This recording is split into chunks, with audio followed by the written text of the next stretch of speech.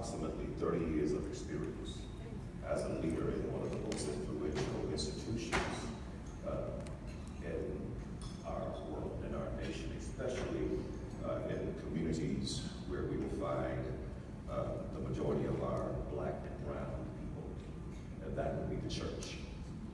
And after serving so many years, I've discovered that when it comes to a very important scripture of the Bible, 3 John 1 and 2, it makes it emphatically clear that it is the will of God that we prosper and be in good health.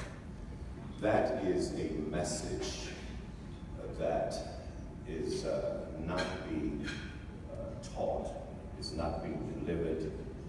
What we find a lot in the church world, especially in these communities, we find a lot of emotionalism and sensationalism when it comes to the preaching and the teaching, which in return basically exasperates the whole issue that stems from years and years of being miseducated.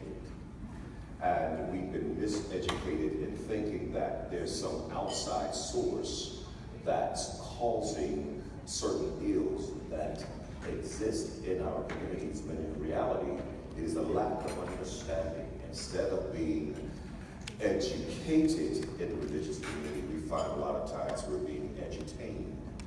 We're coming in one way and leaving out worse than what we were when we went in. There is an individual, wonderful author by the name of Shane Shaw, and she authored a book entitled Supersizing Urban America.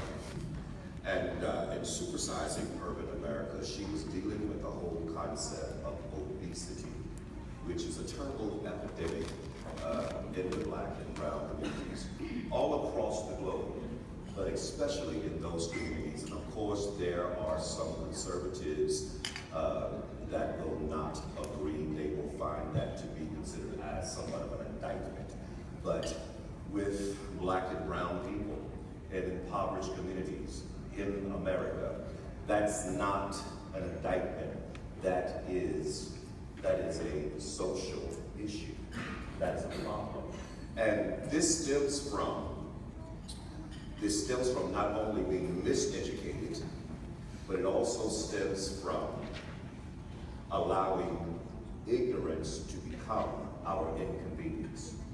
We don't see where there is a need to know better. We don't see where there's a need to do better. When you have been in trouble all of your life, being in trouble is therefore your knowing. So you have no idea that you're in trouble because all you know is being in trouble. It takes a voice. It takes a bold voice. It takes someone who's willing to go against the norm. It takes an individual to have a sincere interest in the betterment of the people in these communities, that's willing to touch on subjects that would be considered by many as being taboo. Let's go back to Supersizing Urban America. She's talking about obesity.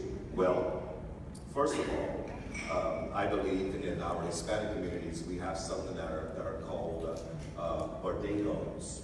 We know them as the corner stores. And we also have fast food restaurants.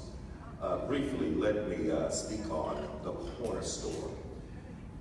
In certain communities, because they do not have access to the major chain supermarkets, such as a Kroger's or Publix, what have you, they are forced to purchase their foods from these corner stores. These corner stores, they are stocked with foods that maintain low nutritional value, wherein we have obesity, heart diseases, we have a high rate of diabetes, and they're not unhealthy willingly. They are unhealthy because they have no choice. Those are the only options that they have. Let's look at fast food restaurants.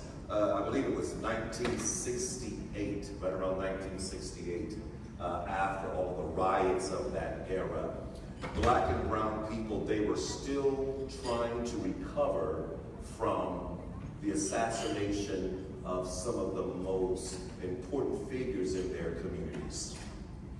Malcolm X, Martin Luther King, Medgar Evers, and the list goes on and on, while simultaneously still trying to deal with generations of oppression and being treated as the less than, other than, the greater than, or the equal than.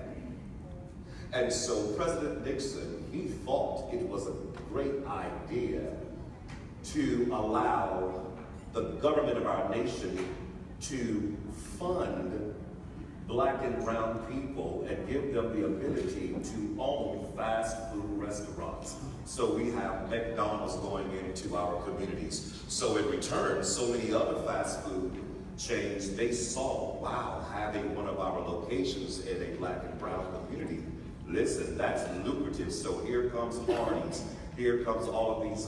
But what happened is only a very few of those who've been in those communities for years benefited from that.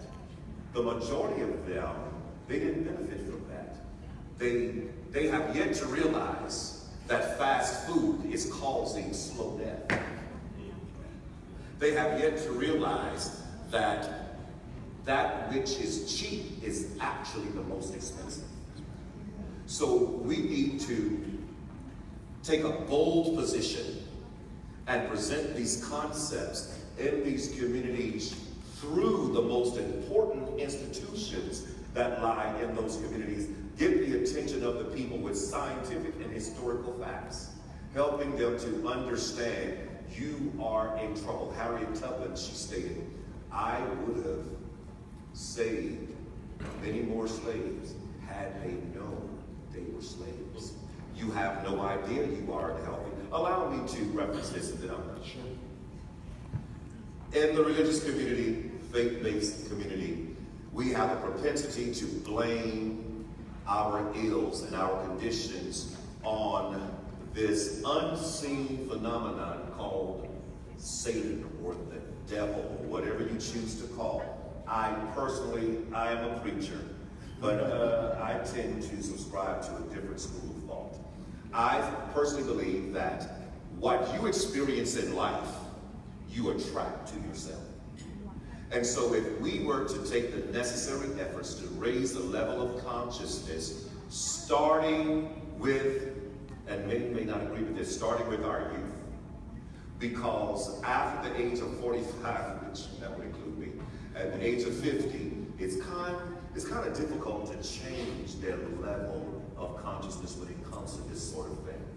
So we must introduce something to our youth, and I do not believe, contrary to popular belief, that we need to present it with a seasoning of emotionalism and sensationalism. I don't believe we need Justin Bieber to be on stage in order for them to understand this concept.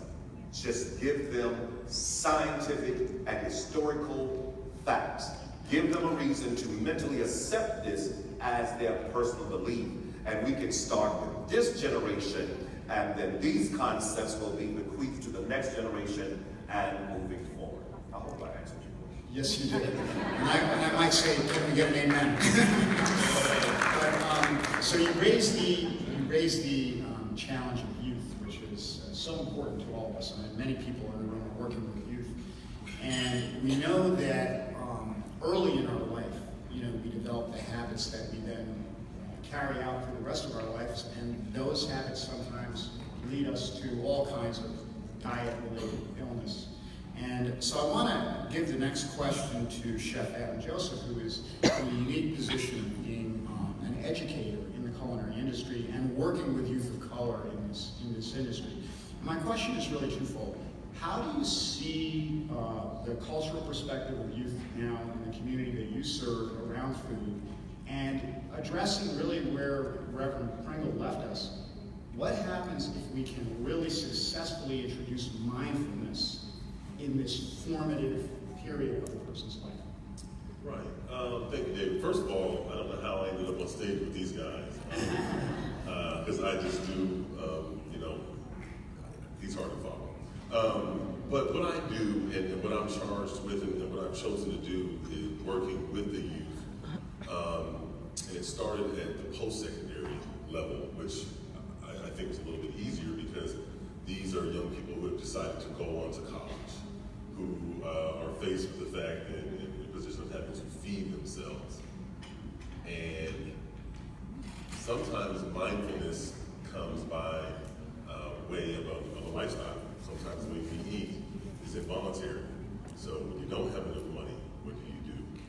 That's why we've been enticed with the fast food era of $1 meals, $5 trays, and things like that. And so what I've been doing and what I was taught, this is all I'm doing, is passing on what I was taught.